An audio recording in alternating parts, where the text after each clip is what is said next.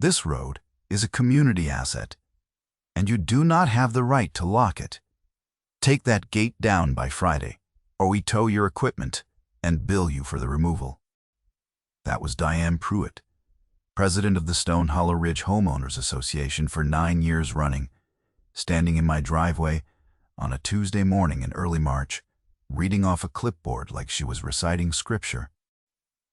The road she called a community asset was a gravel lane I had graded, ditched, and crowned with my own hands across 31 years. The gate she wanted down sat on the property line my grandfather walked in 1948. And the thing Diane did not know, the thing none of them on that board bothered to read until it was far too late, was that the deed under my house carried a clause about that lane that no covenant they ever wrote could touch. My name is Walt Hagen. I am 63 years old, and for 38 years I was a licensed land surveyor in this part of the mountains, which means I spent my working life reading the exact language of who owns what and where the lines actually fall. I own 41 acres on the eastern shoulder of a ridge called Stone Hollow, a parcel my family has held since my grandfather bought it off a timber company that was going bankrupt after the war. My wife Carol and I built our house on it ourselves in 1992. She passed 4 years ago in the spring, and our daughter Nora, who is 17 now, lives with me in that house and does her homework at the same kitchen table where Carol used to sort survey notes into folders. So when a woman in a clean blazer told me my own road was not mine, I did not raise my voice. I went inside and I opened a folder. If you owned a road you built yourself on land your family had held for 3 generations, and a person with no authority over your deed told you to tear out your own gate by Friday, what would you do? Hold that question. I will tell you exactly what I did, and exactly what it cost the people who pushed. To understand the gate, you have to understand the lane, and to understand the lane, you have to go back to my grandfather. His name was August Hagen, and he bought these 41 acres in 1948 for almost nothing, because the timber company had cut the slope bare and left it standing in stumps. There was no road then, only a skid trail the loggers had dragged their logs down, 2 ruts of churned mud that ran with water every time it rained. I have a photograph of him from that first summer, a narrow man in suspenders standing on that bare slope, with a transit on a tripod beside him, squinting at something off the edge of the frame. He spent 2 summers turning that skid trail into a passable lane, hauling crushed rock up from the creek bed in a borrowed dump truck, setting culverts by hand, tamping each load with a steel bar until the crown would shed water on its own.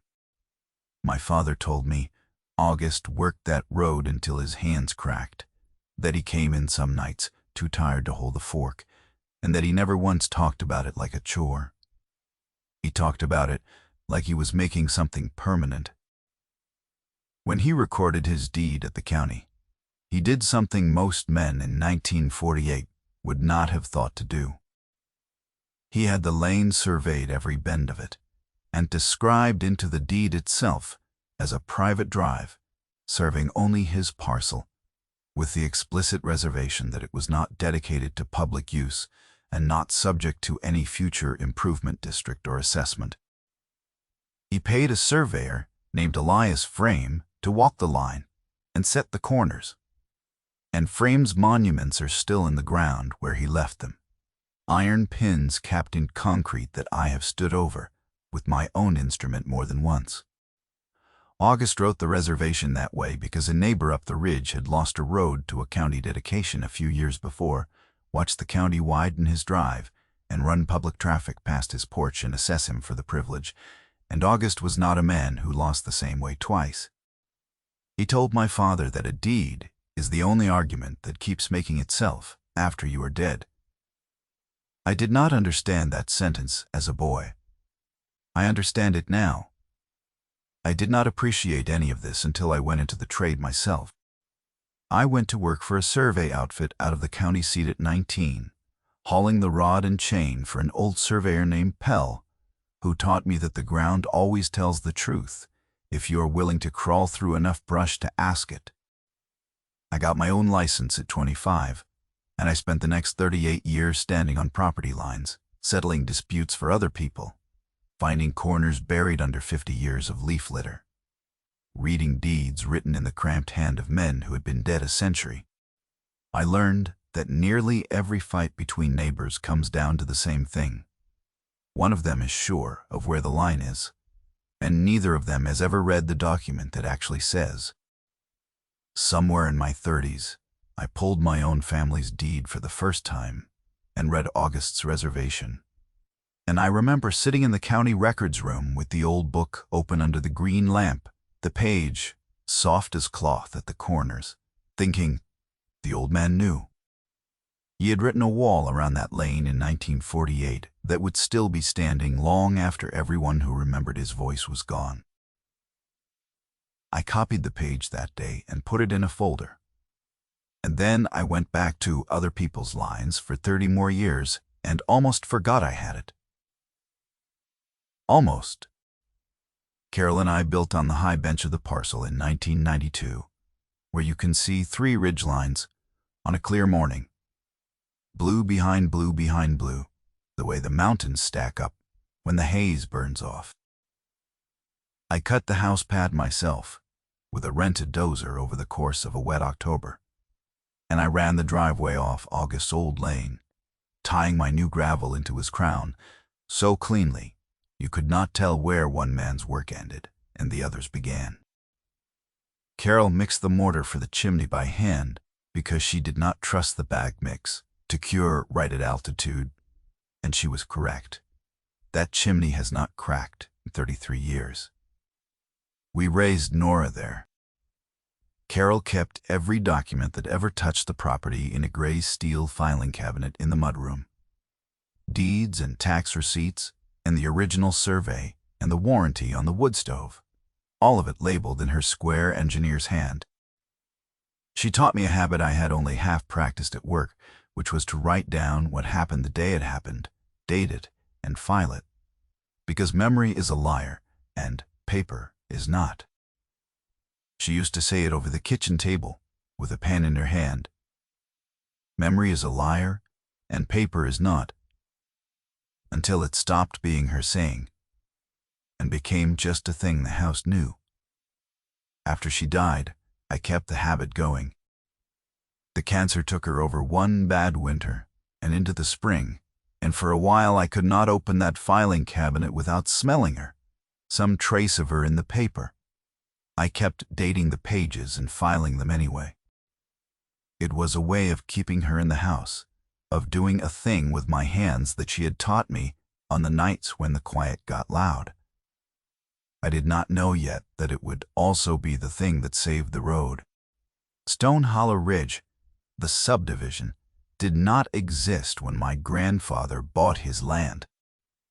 It went in across the valley in the late 1992, a developer carving 40 building lots out of an old cattle ranch, and it grew over the years until its western edge climbed the ridge and stopped at the bottom of my family's lane.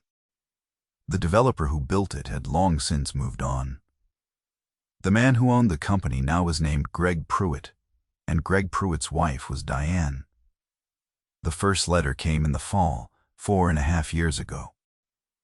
I remember pulling it out of the mailbox at the bottom of the lane on a cold, bright afternoon, the kind where the larches have gone gold and the air smells like the first snow is thinking about it. It was printed on Stone Hollow Ridge HOA letterhead, heavy cream paper, with a little embossed logo of a mountain that looked nothing like any mountain near here, and it informed me that the association had completed a review of community access points and determined that my lane provided what they called secondary emergency egress, and that, as a result, I would be expected to maintain it to association standards and grant reasonable access. I read it twice, standing right there at the mailbox. My lane did not touch the subdivision. It ended at my gate, a quarter-mile from the nearest stone hollow lot, with a stand of hemlock and a dry creek and a fence line between. There was no point on the ground where their community and my road came within shouting distance of each other. I wrote a short, polite letter back explaining that the lane was a private drive serving only my parcel, that it was described that way in a recorded deed, and that I would be glad to provide a copy of the relevant page, if it would help them correct their records. I signed it, made a photocopy, dated the copy, and put it in a fresh manila folder. On the tab I wrote one word: Lane. I want to be honest about how this felt at the start. It did not feel like a war. It felt like a clerical error, the kind of thing a single phone call ought to fix. That is how these things always begin. That is how they get their hooks in. Diane Pruitt came up the lane in person for the first time on a Saturday in November. I heard the SUV before I saw it. The wrong kind of engine for this road. Too smooth, climbing too fast for a man who cared about his oil pan. She drove a white luxury SUV with a vanity plate, and she parked it square across my gate, so I could not have pulled out if I had wanted to, which is a thing people do without realizing, tells you everything about how they see you. She wore a cream blazer and good leather shoes that were entirely wrong for gravel, already gray with dust by the time she reached me, and she carried the same clipboard she would carry every time after, held against her chest like a shield. She introduced herself as the president of the association and told me the board had voted to formally classify the lane as a shared community corridor. I was on my own side of the gate with a coffee mug in my hand, and I did not put it down. I told her plainly that a vote could not reclassify land the association did not own, any more than my book club could vote to annex her garage. She did not like that. She smiled at me, the way you smile at a slow child, and said, "Mr. Hagen, this entire ridge is functionally part of our community whether the paperwork has caught up or not.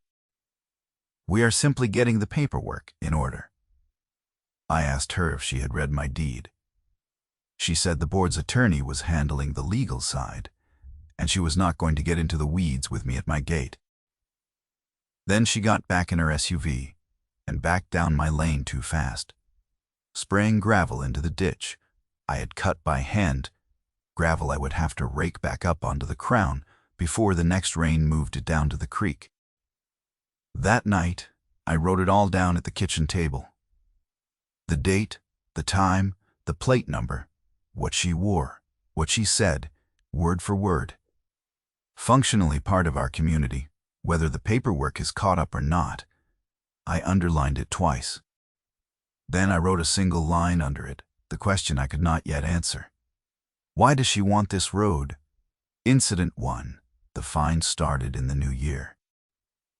They came as official-looking notices, generated by some template, citing covenant sections that did not apply to me because I was not a member of the association and never had been. $200 for an unapproved structure, which was my gate. $200 for failure to maintain a community corridor. $300 for refusal of a compliance inspection I had never been asked to schedule. I did not pay them, because you cannot owe a fine to a club you do not belong to. I photographed each notice, logged the date it arrived, and filed it. By the end of that winter, the folder marked Lane had 11 notices in it, totaling a little over $3,000 in fines I did not owe, and I had paid exactly 0 of them. Hold that number. 0. It matters later. Nora was 13 that winter, and she noticed before I said anything. She is a watchful kid, always has been, the kind who reads a room the second she walks into it, the way her mother did. One afternoon she came in from the bus, dropped her backpack by the door, and said a woman in a white SUV had been parked at the bottom of the lane, taking pictures of our gate with her phone. I asked her if the woman said anything. Nora said no. She just took pictures and wrote on a clipboard and drove off when the bus came up the road. I told her that if she ever saw that SUV again, she should come straight inside and tell me, and she should not talk to the woman, not one word. She nodded, but she kept looking at me, waiting for the rest because she could tell there was a rest. So I did something I had not planned to do. I took her into the mudroom and showed her the folder.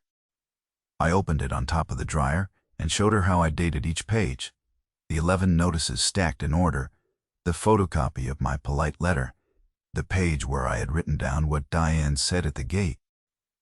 I told her why that paper does not forget and does not exaggerate and does not lose its temper, and that a man who keeps a clean record has the truth on his side, whether anyone believes him today or not. She listened, the way Carol used to listen, with her whole attention, her finger tracing down the dates. Then she said, "So you're building a case?" I told her I was building a record. She said those were the same thing. She was 13 and she was right, and I did not have a good answer. So I told her to go start her homework. The spring of the second year is when it stopped being clerical. A man showed up at my gate on a Thursday morning wearing a high visibility vest over a polo shirt and carrying a clipboard, and he told me he was there to perform a code inspection of the access road on behalf of the county. He had a laminated badge on a lanyard with a seal on it that looked official from 10 feet and looked printed at a copy shop from 3.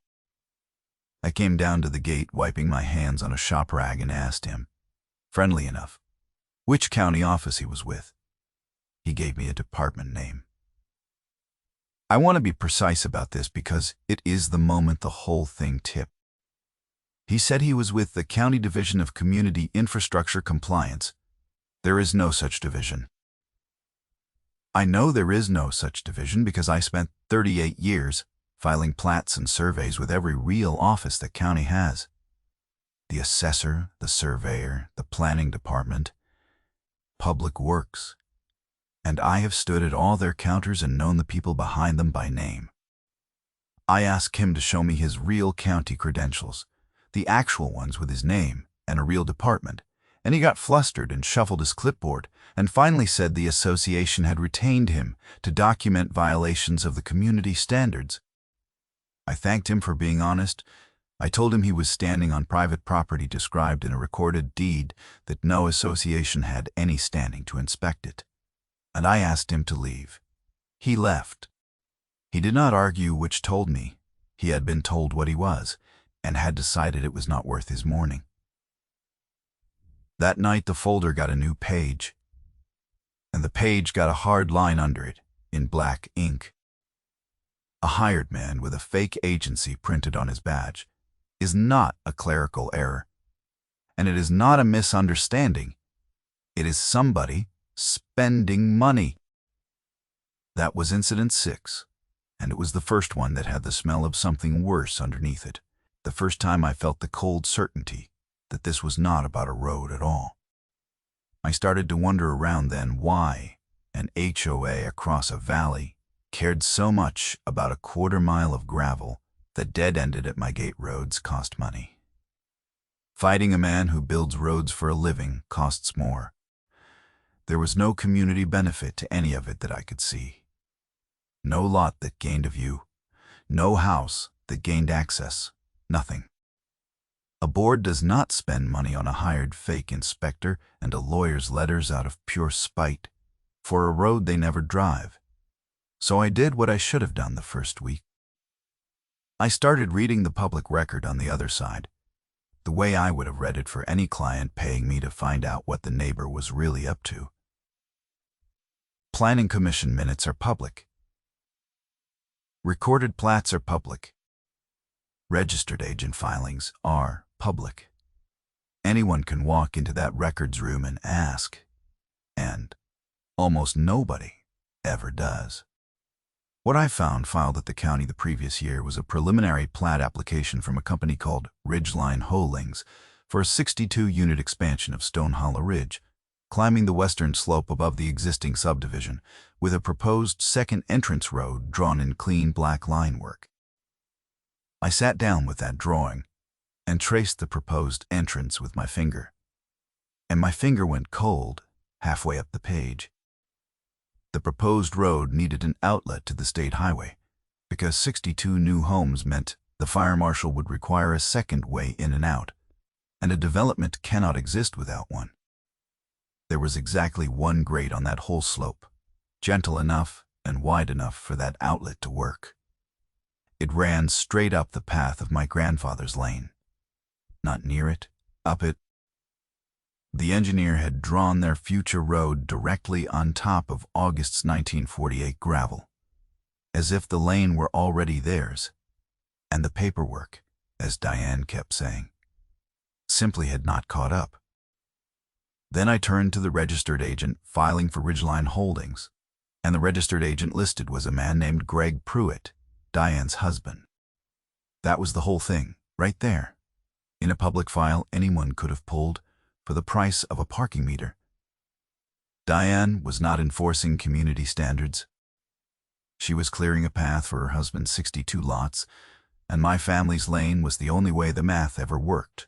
The fines were never about money, and the corridor was never about safety.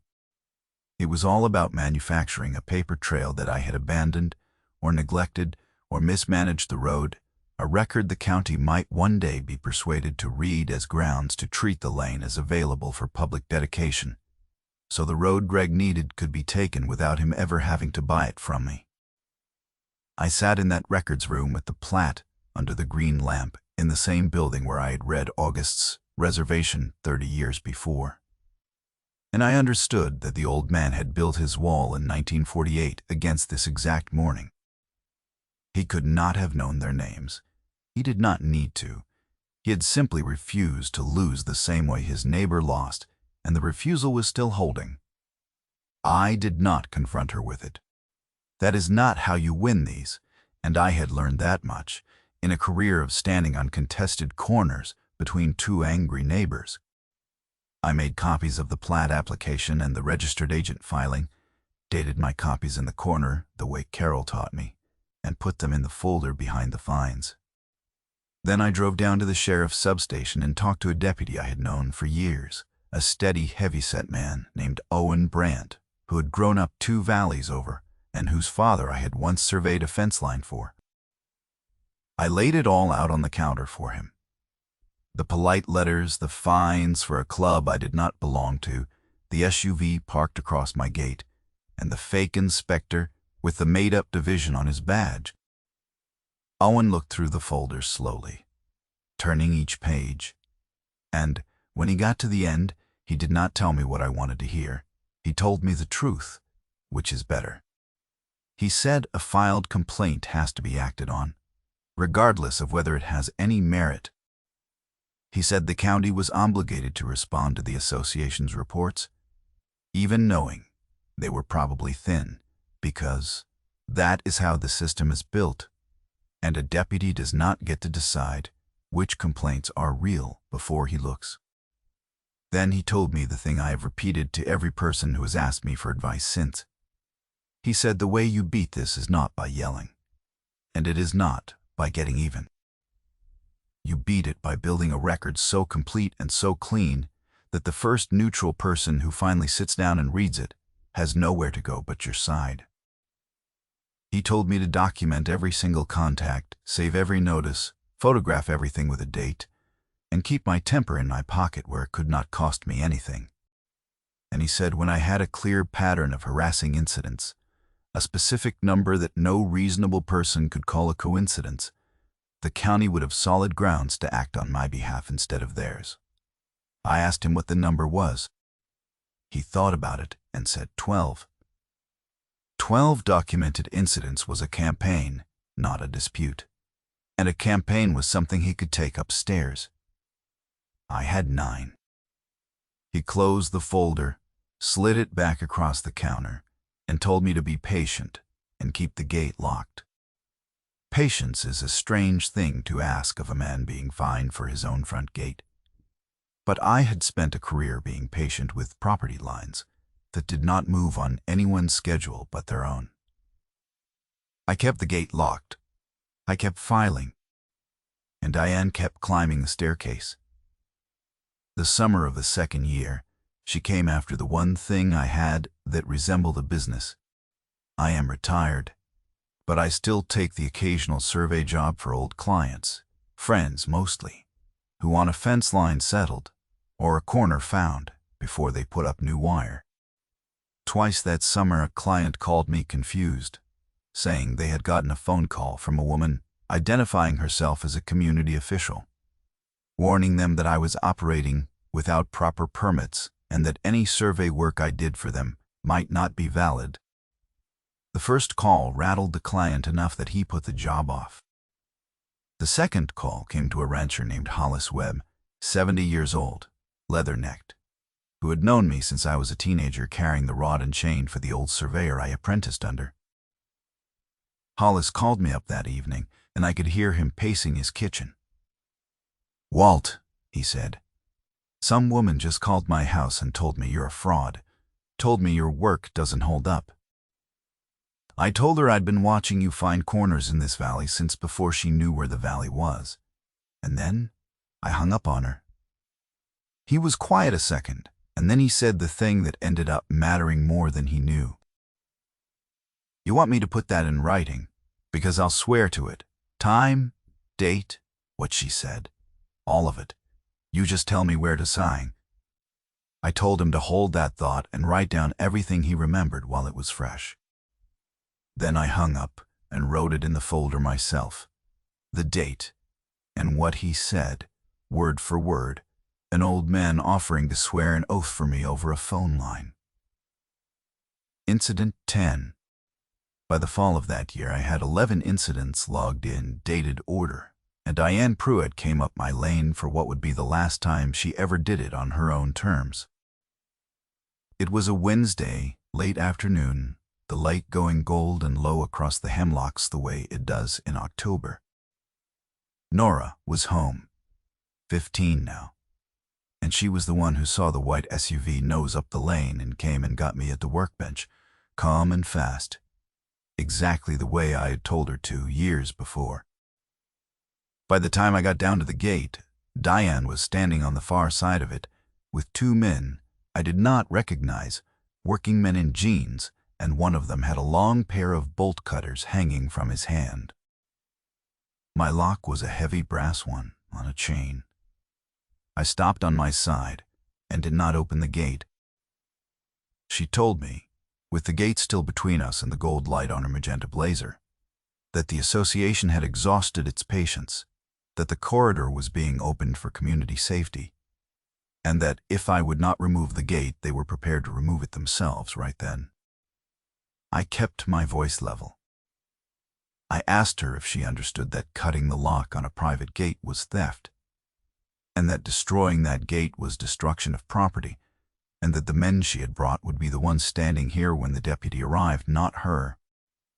She lifted her chin and said, "This is a community access corridor, Mr. Hagan. You cannot lock a community out of its own road."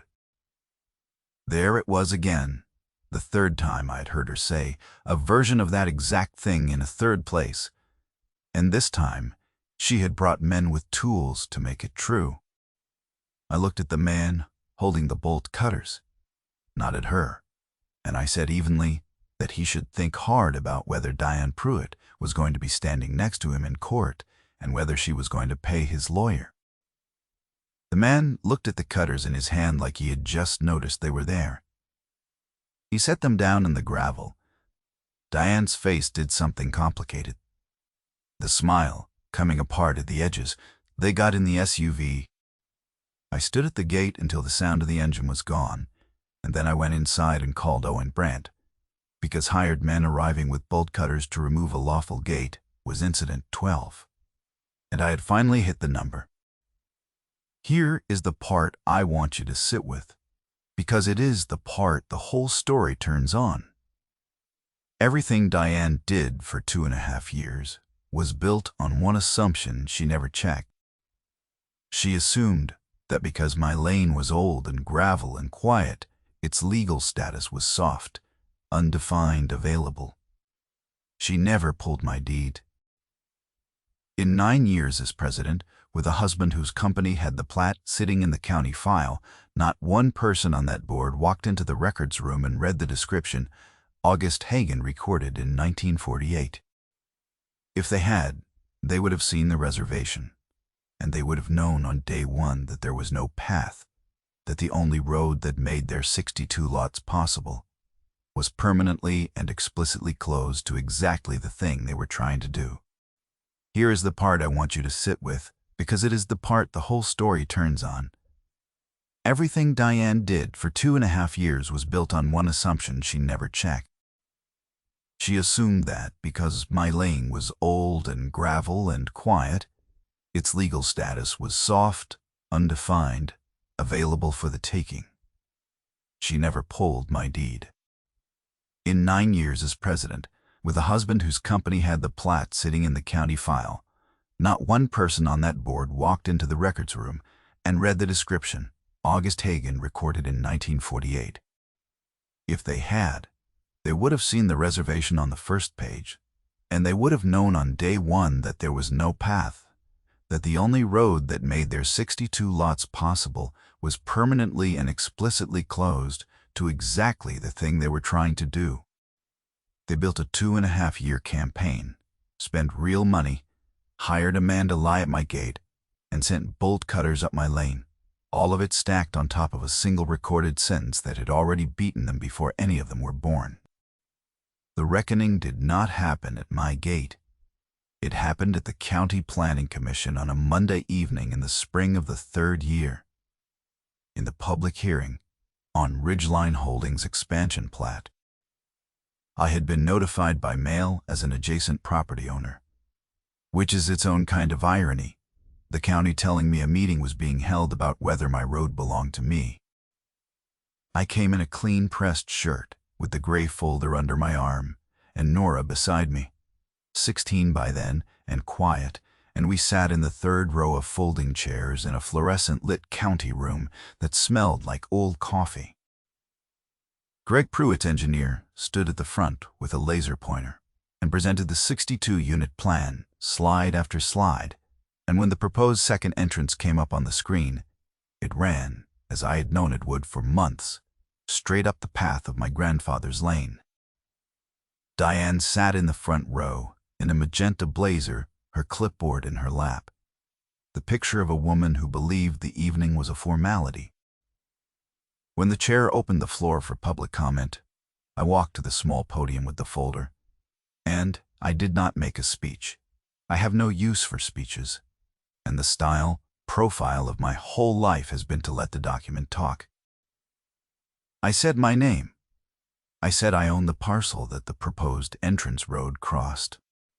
And I said the road they were proposing to use was a private drive that could not be dedicated to public use and could not be subjected to any improvement district or assessment, and that this had been true and recorded in the chain of title since 1948. Then I laid a single sheet of paper flat on the podium, a certified copy of August Hagen's deed reservation, and I asked the commission, plainly, to read it for themselves before they voted on anything. There was a county attorney at the staff table that night, a careful woman with reading glasses on a chain who had sat through every kind of land fight this county can produce. She held out her hand for the sheet. I carried it over to her. She read it once, slowly. Then she read it again, and I watched her finger stop on the line August had paid Elias Frame to survey and a clerk to record 3/4 of a century before. The room was very quiet. She leaned to the chair and spoke low for the better part of a minute, and the chair turned to Greg Pruitt's engineer and asked him a single question. He asked whether the applicant had secured any recorded easement granting access across the Hagen parcel. The engineer looked down at his folder and then up at Greg in the front row, and then back at his folder, and he said that he would have to check. There was nothing to check. No such easement existed because no one had ever asked me for one. because their whole plan had been to take the road rather than buy it. The county attorney straightened up and spoke for the record. She said that absent any recorded easement, and given the explicit reservation in the chain of title that barred public dedication of the drive, the proposed entrance road had no legal access to the state highway. It took her perhaps 90 seconds, in a level voice, reading consequences off a document she had seen for the first time 2 minutes earlier. I did not say anything else. I did not need to. I folded my copy and stepped back from the podium. Diane Pruitt sat in the front row, in her magenta blazer, with her clipboard in her lap, and her mouth slightly open, and she did not say a single word, because there was nothing in that clipboard, nothing in 9 years of being deferred to, nothing in a fake badge or a stack of fines or a parked SUV that could answer a deed. Greg would not look at her. The chair called the next item, and in the third row, in the quiet after, Nora reached over and squeezed my hand once hard, the way her mother used to. The consequences fell where they always fall, on the scheme itself, by the plain operation of the thing they had built. Without that entrance road, Ridgeline Holdings could not meet the fire access requirement for the expansion, and a development that cannot satisfy the fire marshal is not a development. It is a drawing.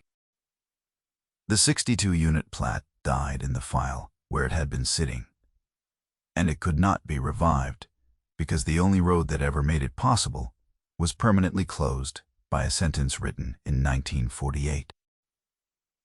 Greg Pruitt had borrowed against those projected lots. I do not know the exact figure, and I will not pretend to, but a man does not carry raw acreage, engineering, survey work, legal fees, and bank interest on a 62-unit project for 2 years without the number running well into 6 figures. And every dollar of it fell on him because of a road his wife had spent 2.5 years insisting belonged to a community that never owned an inch of it. There was more, and it came from the folder.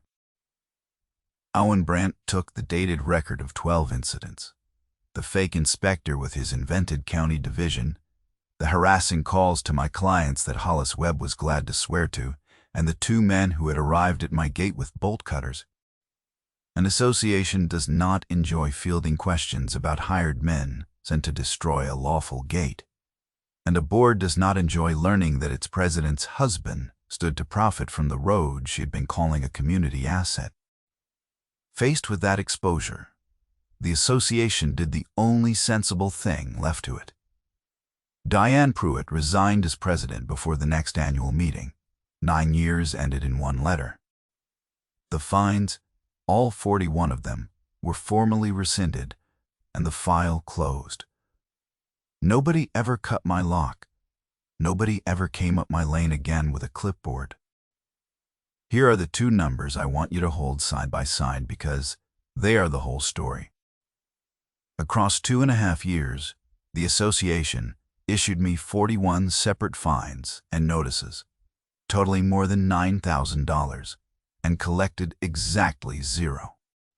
And the document that ended all of it, that emptied that planning room in 90 seconds, had been sitting in the county records room, public and free for anyone to read, for 76 years.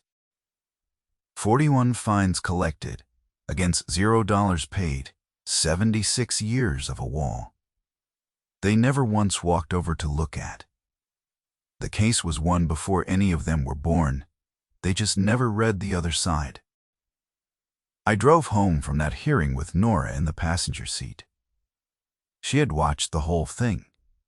The county attorney reading the deed twice, Diane's open mouth, the plat dying in 90 quiet seconds. She did not say anything until we turned up the lane, and the headlights swept across the gate. My gate still standing, still locked, exactly where my grandfather had walked the line in 1948. Then she said, "Great-grandpa really did build a wall." I told her he had. She said, "And you kept it standing." I had to drive a minute before I could answer that one. Carol would have liked to hear her say it. We pulled up to the house, and Nora went in to do her homework at the kitchen table where her mother used to sort the folders. And I sat on the porch a while in the dark with the gate locked behind me and the ridges black against the stars. So here is the lesson, plainly, because that is what you came for. Your deed is not a formality. It is the oldest and strongest thing you own, and almost nobody reads their own. Go pull yours. Go to the county records room or pull it online and read the actual legal description, the easements, the reservations, the language your grandparents or the people before them put there to protect you. If you own a road, a well, a shoreline, a boundary, walk it and find the corners and know exactly where your lines fall. Because the day someone with a clipboard tells you they do not, the only thing that will save you is the document that was true before they arrived. And when the letters start coming, do not argue and do not yell. Date them, file them, build a record. A calm folder beats an angry clipboard every single time, because the folder is just telling the truth, and the truth was recorded a long time ago by people who loved you enough to write it down. If you have your own story of an HOA or a permit office reaching for something that was never theirs, put it in the comments, because I read them, and so do a lot of people who need to know they are not the only ones. Subscribe if you want more of these, because there are more, and they all come down to the same patient thing. Next time I will tell you about a widow on a mountain lake whose HOA tried to claim her dock was a community pier, and what happened when they finally read the water rights her late husband had filed with the state 40 years before. Keep your folder. Keep your gate locked. I will see you on the next one.